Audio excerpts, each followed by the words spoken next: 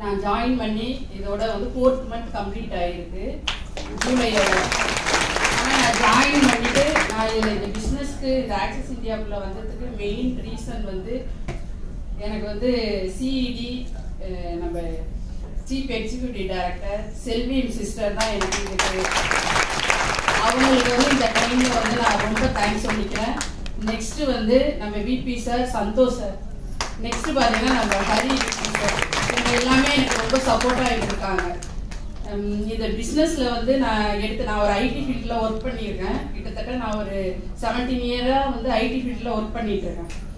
இப்போ வந்து நான் 4 month இதில் உள்ள வரப்பே நான் ரிசைன் பண்ணிட்டேன், ஜாப்பையே ரிசைன் பண்ணிட்டேன். அதாவது மந்த்லி வந்து ஒரு 60,000 ஏர்ன் பண்ணிட்டு இருந்தேன்.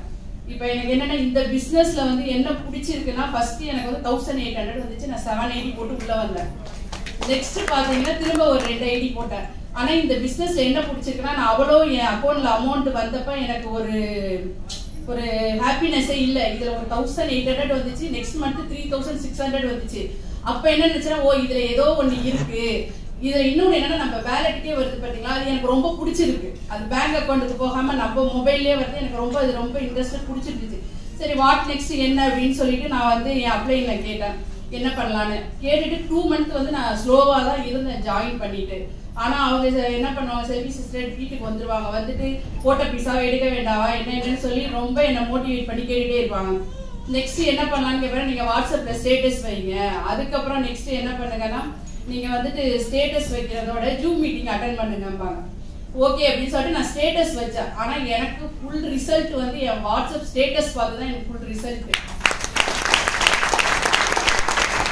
நெக்ஸ்ட் பாத்தீங்கன்னா அதுக்கு நெக்ஸ்ட் வந்து சரி ஓகே நீங்க வந்து டைமண்ட் சந்தோஷ் சாரி உங்களுக்கு சொல்லுவாங்க. ஏன்னா டைமண்ட்னா நிஜமாவே என்னன்னு தெரியல.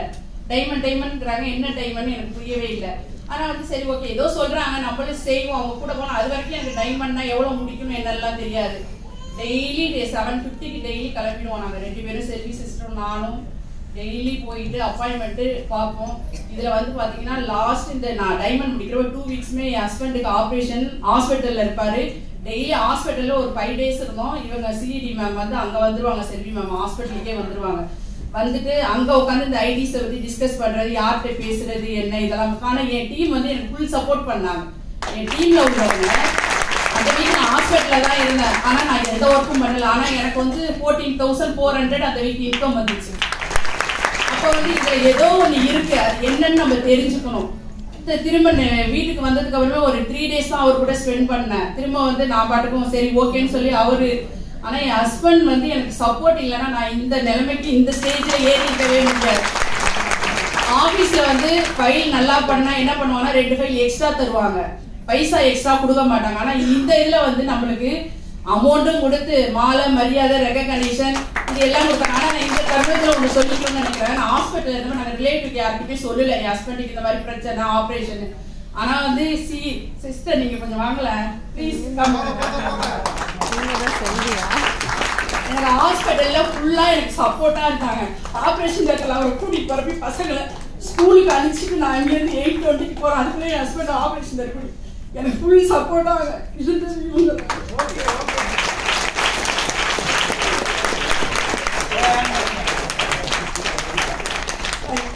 இல்லை இவ்வளவு சுச்சுவேஷன்லயும் இதை முடிச்சிருக்கேன். ஏன்னு சொல்ல வரேன்னா 1 lakh கிட்ட நான் இந்த டைமண்ட்ல 1 lakh ஹேண்ட் பண்ணிருக்கேன். அது இல்லாம இது என்னன்னா இதை ஒரு கஷ்டம் இல்லை. நாங்க லாஸ்ட் ஒரு 3 days தான் ரொம்ப கஷ்டப்பட்டாங்கிறத டைம் ஆச்சு. ஒரு நாள் ஃபுல்லா சந்தோஷ் சார் எங்க கூட ஸ்பெண்ட் பண்ணாரு, ஃபுல்லா எங்க கூட அப்பாயின்மெண்ட் வந்தாரு. 3 days லாஸ்ட் டே வந்து மழை, ஃபுல் மழை. அந்த மலையில நினைச்சிட்டும் 9 மணிக்கு ஒரு வீட்டுக்கு அப்பாயின்மெண்ட் போறோம். வீட்டுக்குள்ள இருந்துகிட்டே சாத்திட்டு இல்லன்ட்டாங்க. நான் 780 போறோம் வாலாம் சொல்லி எங்களை கூப்பிட்டுட்டு ஈர துணியோட போய் நிக்கிறோம்.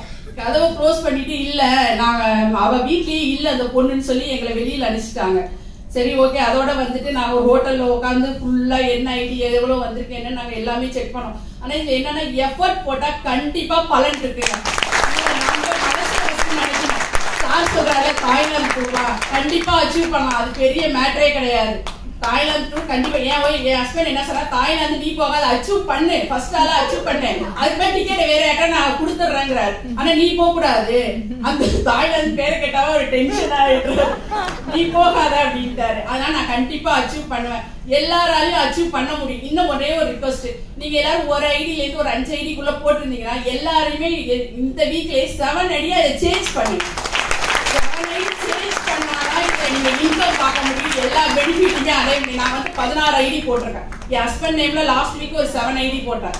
ஓகேங்களா, அவர் ஐடியில 9,000 ஒன்று வந்துச்சு. இந்த வீக் கூட ஒரு 8,400 கிட்ட அவருக்கு இன்கம் வந்திருக்கு. அதனால எல்லாரும் வந்து 7 ஐடியா மாத்துங்க, யோசிக்காதீங்க. ஆனா இந்த பிசினஸ்க்குள்ள ஏதோ ஒண்ணு இருக்கு, இவங்கெல்லாம் இவ்வளவு ஏர்ன் பண்ணிருக்காங்கன்னா நம்மளாலேயே அது முடியும். அதனால வந்து எல்லாருமே வந்து சர்வ நிச்சயமா எல்லாமே கிடைக்கும், எல்லாரும் இதுல ஜெயிப்போம், வாழும் வாழ வைப்போம்.